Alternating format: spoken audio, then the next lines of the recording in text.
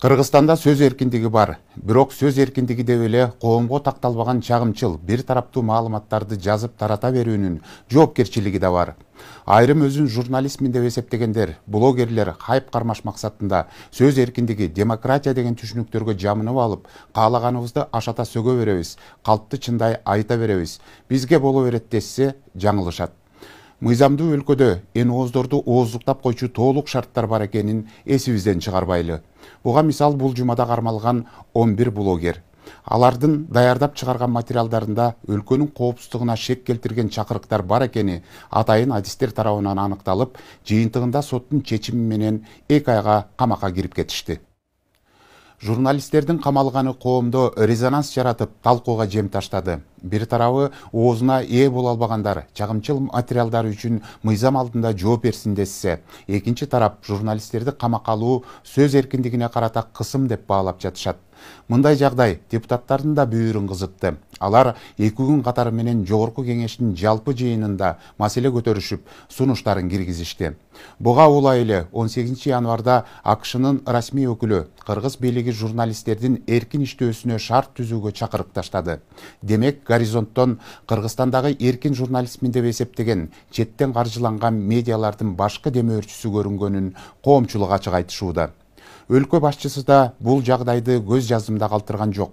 Батышына да, Америкасына да түз жооп берип, камалган блогерлер четтен канча каржы алганын ачыктап салды. Сөз башынан болсун, кимдин ким экенин түшүнө турган учур келди. Бир да сом карыз алынган жок деп маалымат таратуусу калп экенин далилдеп турат. Коррупция менен күрөш менен жыйынтыгы ушул болду деп түзөн-түз эле алдап атат бизди. Башыбызды айлантып атат. Өкмөт башчы Акылбек Жапаров мындан ары криминал болбойт, карапайым калк бейпил жашай берсе болот деп божураган. Бирок өтүп бара жаткан бул апта ичинде коомчулукта резонанс жараткан элдин талкуусуна түшкөн окуя орун алды. Тактап айтканда, Ички иштер министрлиги тарабынан 11 журналист кармалып 2 айга камакка алынды. Чечимди 17 январда Бишкектин 1-Май райондук соту чыгарды. Кармалгандар Айтайт десе Тимиров Лайф долбоорунун мурдагы жана азыркы кызматкерлери. Аларга мамлекеттик кызматкерлердин мыйзамдуу талаптарына активдүү баш ийбөөгө жана массалык башаламандыкка, ошондой эле жарандарга зомбулук көрсөтүүгө чакырыктар деген берене менен иш козголгон. Соттук лингвистикалык экспертизанын корутундусуна ылайык материалда жогоруда белгиленген беренелердин белгилери бар экендиги аныкталган. Тиешеси бар баягы жарандардын үйлөрүндө тинтүү иштери жүргүзүлүп, далил катары документтер, уюлдук телефондор, фотоаппараттар, ноутбуктар, компьютерлар алынган. Ички иштер министрлигинин тергөө кызматына 11 жаран алынып келип, учурда кылмыш иши боюнча тергөө иштери уланууда. Кыргызстан демократиялык өлкө, ага улай сөз эркиндигине болгон көз караш жогору бааланат. Деген менен сөз эркиндигине таянуу аркылуу ашыкча, далилсиз каралуу, ушакты чынга айланткан тариздеги материалдардын даярдалып жатканы бар. Ал эле эмес, адамдын жекесине чейин өтүп шылдыңга алган жагдайлар да жок эмес. Сөз эркиндиги бул эмненин белгиси? Бул биринчиден демократия.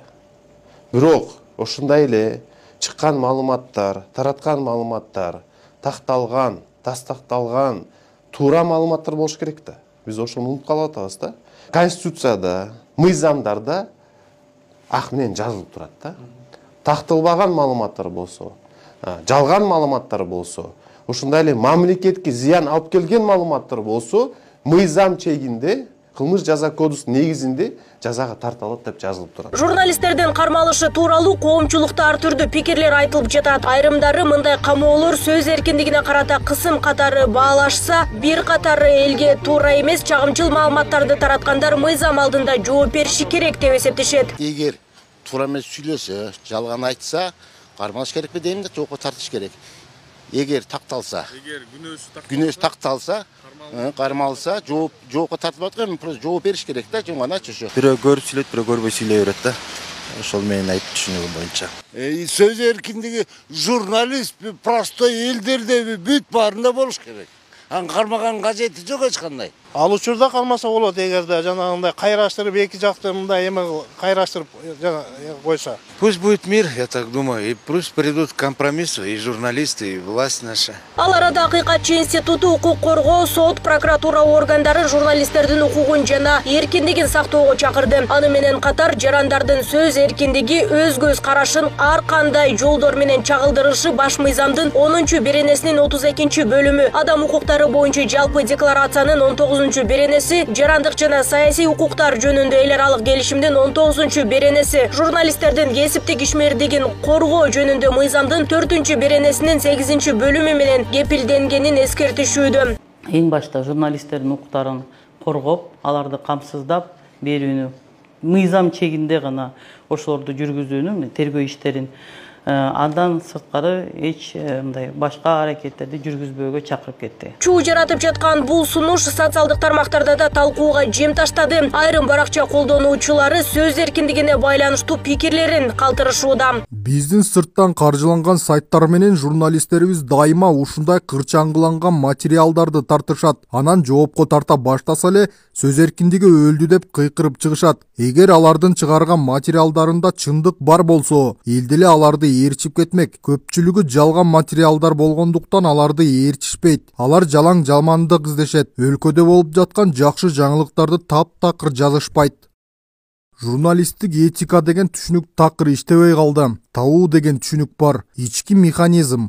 Адам өзүнө өзү сын көз менен кароо, ички запрет. Журналист үчүн так ошол табуу маанилүү. Себеби ал коомдук пикир менен алектенет, аны курууга катышат, коомдук мейкиндикте иштейт. Журналисттин ошончо ички табуулары иштеш керек. Бирөөнү жөнү жок каралоого мыйзам эмес, так ошол ички тормозу, табуусу жол бербеши керек. Журналисттердин массалык түрдө кармалышы Жогорку кеңештин эл өкүлдөрү тарабынан да көтөрүлүп, депутат Дастан Бекешев комиссия түзүүнү сунуштаган. Ал эми төрага Нурланбек Шакиев Кыргызстанда сөз эркиндиги бар экендигин, бирок комиссия түзүүнүн зарылдыгы жок деп эл өкүлдөрүнө жооп кайтарган эле. Я бы попросил нашего президента. Президенттен сурагым келет. Комиссия түзүлсүн. Массалык маалымат каражаттарынын өкүлдөрү мыйзам бузуп жатышабы же алардын тарабына ушундай мамиле болуп жатабы аныктап алалы. Бардык нерсенин чеги болот. Эң биринчи жоопкерчилик болуш керек.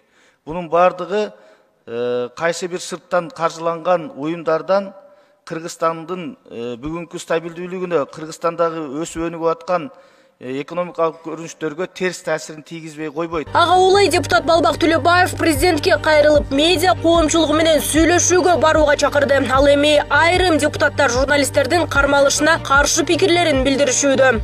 Тыштагы эксперт биздин ички саясат түшүнбөй, көп нерсени билбей атып, могу өнүгүп өсүп келатканда бизге таасир тийгизип калбасын деп президентке чакырык жасадым. Отуруңуздар, бүт журналисттерди чакырыңыздар. 22 жаштагы, 18-19 жаштагы журналисттен баштап 70 жашка чейинки журналисттердин мен журналист дегенди баарын чакырыңыз. Ошченге отуруп алып сүйлөшүңүз деп атам. Албетте сын жакпайт. Бирөө сындаса көтөрүш кыйын экен. Арасында чын айткандар да бар. Аларды мен оюмча камабай эле биринчи мындай жөнүнө чакырып эле тергеп, биринчи немесин моюнуна койсо, сіздер журналисттер да, эгер күнөөсүн моюнуна койсо сіздер да демексиздер да. Ошол эле учурда журналисттердин ишмердүүлүгүнө саресеп салган бирдиктүү орган жетишпей жатканы белгиленди. Мындай орган түзүлсө, журналисттердин ишмердүүлүгү көзөмөлдөнүп, алардын укугун коргоо да колго алынмак дешет айрым депутаттар. Бүт журналисттер силер өтө чоң өзүңөрдүн организация, ассоциацияларыңар түзүп, ал профессиональный болуп, бир чети өтө строгий баягындай регламент киргизиш керек силердин өзүңөргө профессиональный жактан. Экинчиден мамлекет менен түзмө-түз теңме-тең сүйлөшүп турган орган болуш керек да. Статьясын окутуңар өзүңөр, массалык башаламандыкка чакыруу деп. Ошон үчүн эгер чындап ошол нерсе чакырган болгон болсо, анда журналист болобу, башка адам болобу, ал өзүнүн жазасын алыш керек да. Ал үчүн ошон үчүн мен тергөөнүн эч нерсесине кириши албайбыз биз. Күтө турайлы. А так журналисттерге менин оюм түз, журналист деген бул коомдо объективдүү жакшы чагылдырыш керек. Медиа өкүлдөрүнүн кармалышы дүйнөлүк коомчулукту да тынчсыздантты. Америка Кошмо Штаттарынын расмий өкүлдөрү Кыргызстандын бийлеген журналисттердин эркин иштөөсү үчүн шарт түзүүгө чакырды. 18 январда АКШнын мамлекеттик департаментинин сайтында бул тууралуу атайын билдирүү жарыяланган. Америка Кошмо Штаттары Кыргыз Республикасында өкмөттүн көз каранды эмес маалымат каражаттарына жана журналисттерге каршы соңку аракеттери тууралуу билдирүүлөргө терең тынчсызданууда. Бул аракеттер кыязы өкмөт коомдук талкууну жана сөз эркиндигин баскысы келгенде ишмердүүлүк сыяктуу көрүнүүдө. Биз кыргыз бийлигин журналисттерге басым, кысымсыз иштөө шартын камсыз кылууга чакырабыз. Эркин жана көз каранды эмес басма сөз адам укуктарын коргоо, натыйжалуу демократиялык институттарды колдоо жана тынчтыкты, коопсуздукту камсыз кылуу үчүн маанилүү. АКШнын Кыргызстандын ички саясатына киришүүсү жарандар тарабынан кызуу талкууда. Кыргызстан кайсы бир тараптардын кызыкчылыгы үчүн эмес, эгемендүү өлкөнүн ички биримдигин сактап, сырткы күчтөрдүн кийлигишүүсүнө жол бербеши керек деген пикирлер коомчулуктун арасында басымдуулук кылат. Финансы жагынан поддержкасы бар да. Ошону силер буларды камап койдуң, бизге ушундай разведка иштеп бериш керек эле. Акчабызды акташ керек эле деген сөз менен кайрылышкылардын вообще Американын акысы жок. Бирөө башка мамлекетте эмне болуп атат, журналистти эмне кылып атат, ол Кыргызстандын өзүнүн ичиндеги ичара өздөрү чечип алат. Кылган иштерди айтпай эле жалаңыралы жамандап, жаман жагын айткан бул демократияга кирбейт. О жерде да Америкада да андай эмес го. Кечеги 11 журналисттин камалышы ал биздин мамлекеттин ички мыйзам менен болуп атат да азыр, туурабы? Бирок эмне үчүн ошол журналисттердин камалышы немелери чет өлкөдө маалымат болуп барып аткандыгы кызыктар болуп атабыз да биз. Демек, алар бизге кызыктар, анан акча каржылоо жагынан менимче алар карайт окшойт да. Буга улайлы жактоочу Канат Хасанов да чет жактан каржыланган тараптарды колдобой турганын айтып, өз пикири менен социалдык тармактагы баракчасы аркылуу видео кайрылуу жазады. Көп эле организациялар болобу, кишилер болобу, Американын Госдептин акчасына байланып калышыптыр да. Байланып калмак тургайтым эле энесин коргогондо коргойт экен го. Ай, Кудай сактан. Биз кыргызбыз. Бизде кыргыздын сезими, биз кыргыз үчүн жан талашыбыз керек. Кыргыз деп кыргыздын аманчылыгын тилешибиз керек. Көпчүлүктүн бүйүрүн кызытып ар түрдүү ой таштап жаткан бул окуяга президент Садыр Жапаров да үн катпай койгон жок. Ал Кабар маалымат агенттигине берген маегинде кармалган журналисттерге байланыштуу бир нече жагдайларды ачыктаган. Ошондой эле масс медиа менен кызматташкан институттардын журналисттерди бошотуу чакырыктарына да жооп кайтарды. Биринчиден, кармалгандар кесипкөй журналисттер эмес. Алар социалдык тармактарды пайдаланып, ар кандай анын ичинде өлкөнүн улуттук коопсуздугуна коркунуч туудурган маалыматтарды жоопкерчиликсиз менен жарыялаган блогерлер. Экинчиден, ар бири укуктук мамлекеттегидей эле Кыргыз Республикасында дагы мыйзам алдында жоопкерчилик бар. Буга байланыштуу ар бир адам биринчи кезекте өзүн журналист жана блогер эсептегендер маалыматтын аныктыгы үчүн жоопкерчилик тартууга тийиш. Ошондой эле президент Кыргыз Республикасынын Юстиция министрлигине караштуу соттук эксперттик кызматтын корутундусуна ылайык Тажибек кызы Махабаттын видео кайрылууларында массалык башаламандыктарга чакыруу белгилеринин бар экендиги аныкталганын, бул Кыргыз Республикасынын кылмыш жаза кодексинин 78-беренесинин 3-бөлүгүнө туура келерин белгилеп, тергөөнүн жыйынтыгын күтүү керектигин билдирген. Аны менен катар бир нече маалымат булактары чет өлкөлүк уюмдардан канча каражат менен каржыланып турганын ачыктаган. Фактчек KG интернет ресурсу 2020 жылдан 2022 жылга чейин эле бир гана фонддон жалпысынан 142.900 АКШ долларын алган. Клуб медиа ресурсу ошол эле демократияны колдоо боюнча улуттук фондунан 585.900 АКШ долларын алган. Ошол эле 2021 жылы бир катар бейөкмөт уюмдардан жана көз карандысыз журналист катары аталгандар демократияны колдоо боюнча улуттук фондунан 90.000ден 220.000ге чейинки АКШ доллары өлчөмдө гранттык каражаттарды алышкан. Жалпысынан Клуб медиа, Медиахаб, Кактус медиа, Политклиника, Фактчек медиа маалымат агенттиктери жана башкалар жыл сайын чет элдик донорлордон 600.000 АКШ долларынан жогору өлчөмдө гранттык каражаттарды алышат.